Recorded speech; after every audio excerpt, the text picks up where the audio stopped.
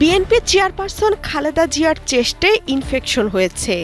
এই infection heart ও ফুসফুসেও ছড়িয়ে পড়েছে বলে জানিয়েছেন তার জন্য গঠিত মেডিকেল বোর্ডের সদস্য অধ্যাপক ডাক্তার FM সিদ্দিকী।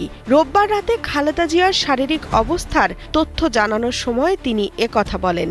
জানান ২৪ ঘণ্টা নিবিড় পর্যবেক্ষণে রাখা হয়েছে খালেদা জিয়াকে।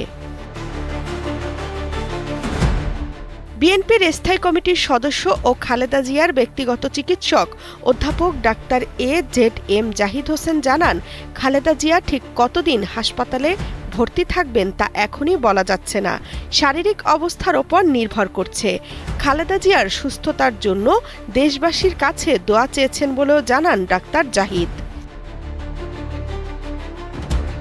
এর আগে সন্ধ্যা 7:30টার দিকে ফিরোজা থেকে রাজধানীর এভারকেয়ার হাসপাতালের উদ্দেশ্যে রওনা হন খালেদা জিয়া।